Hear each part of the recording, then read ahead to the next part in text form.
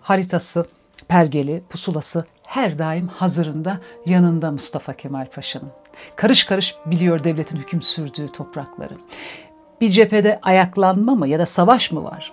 Kah erkan harpte aldığı yüksek eğitimde işinin ehli hocalarından, kah yurttakilerle yetinmeyip yurt dışından getirdiği kitaplarından biliyor coğrafyayı, lojistiği, askerliğin icaplarını, sevk ve idareyi ve nihayetinde savaş sanatını.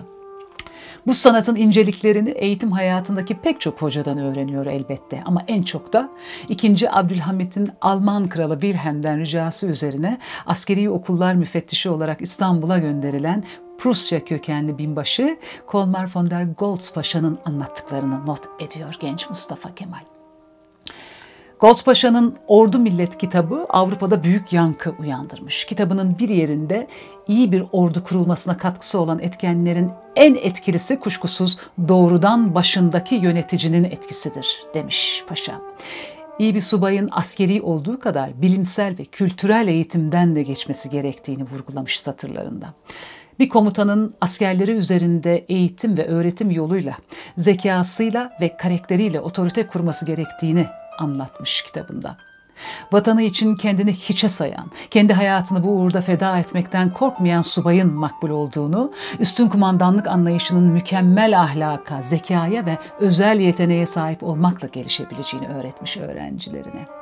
O derslerde Mustafa Kemal gibi Birinci Dünya Savaşı'nın ve Kurtuluş Savaşı'nın kadrolarını oluşturan subaylar da Goltz Paşa'yı gözlerini kırpmadan dinlemişler. Hepsi de vatana aşığı o gençler.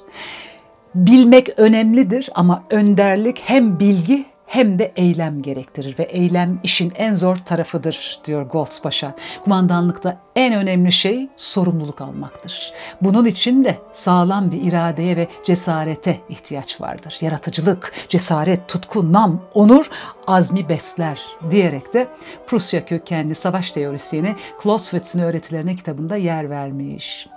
Her şey bir yana, savaşta pek çok olasılık vardır. Cephede her şey %100 tahmin edilebilir değildir. Çünkü savaş içinde insan faktörünü barındırır. Yani duygu, yani korku, endişe, heyecan. İnsana dair her şey yanıltabilir bir askeri. İşte bu yüzden savaş bilimden çok sanattır aslında. Çünkü içinde hissiyat ve içgüdü barındırır demiş Goltz Paşa. Kendini okuyarak, araştırarak, yaparak öğrenmeye adayanların kılavuzu olmuş bu Alman asıllı komutan. Öğrencilerine arazi seyahatlerine çıkarıp Rumeli'nin, Anadolu'nun askeri haritalarını çizdirmiş. En az bir yabancı dil öğrenmeye mecbur etmiş geleceğin kumandanlarını. İşte Yüzbaşı Mustafa Bey'in, Yüzbaşı Nakiyüddin Bey'in, Mehmet Asım Efendi'nin, Topçu Kolağası Mehmet Tevfik Bey'in, Binbaşı Refik Bey'in, Yarbay Nuri Bey'in, Goltz Paşa'nın ve daha nice öğretmenin kuvvetli eğitiminden geçen bu aydın komutanlar gün gelip de vatan düşman elinde can çekişir hale gelince o öğretmenlerinin kulaklarına küpe ettikleriyle yürüyorlar zafere. Tarihin bütün bilimsel, sanatsal örnekleri ışık tutuyor cephelerde edindikleri tecrübelere. Canları pahasına verdikleri mücadele 100 yılın tarih kitaplarına emperyalizmi çökerten savaş olarak geçiyor.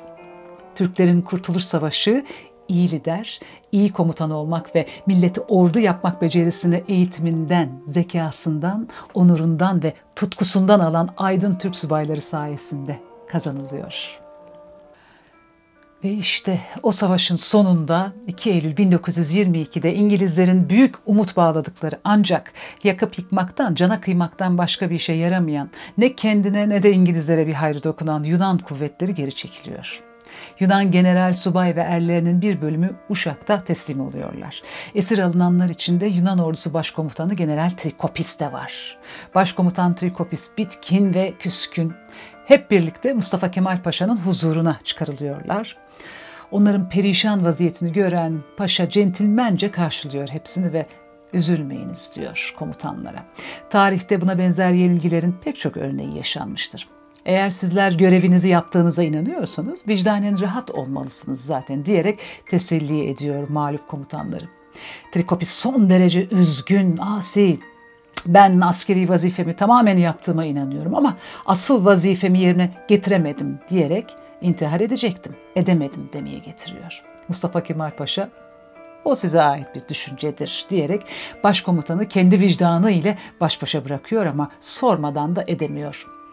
Önüne açtığı haritayı göstererek, şurada bir birliğiniz vardı sizin, niçin onu şuraya almadınız? Ya da filan yerdeki kuvvetlerinizi falan yere sürseydiniz daha iyi olmaz mıydı? Diye hem Trikopis'i tenkit ediyor hem de alacağı cevaplarla kendi merakını yenmeye çalışıyor. Trikopis, Mustafa Kemal Paşa'nın her bir imalı sorusuna yanındaki kolordu kumandanını göstererek ben ona dedim, o yapmadı ya da ben ona emir verdim, o beceremedi diye cevap veriyor ve kendi acziyetini daha da ortaya koyuyor. Onlar bu görüşmeyi yaparken ötede duran esir Yunan birlik komutanlarından biri merak ediyor.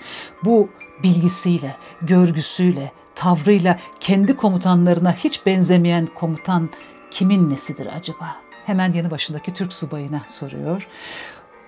Bu konuşan general kim? Bizim subay, Başkomutan Mustafa Kemal cevabını verince Yunan subay sanki ömrü boyunca ihtiyaç duyduğu komutanlık eğitimini o birkaç dakika içinde almışçasına kendi başkomutanına acıklı acıklı bakıyor ve Türk subayına şu cevabı veriyor. Şimdi anladım biz neden mağlup olduk. Biz savaşırken bizim başkumandan İzmir'de gemide otururdu, diyor.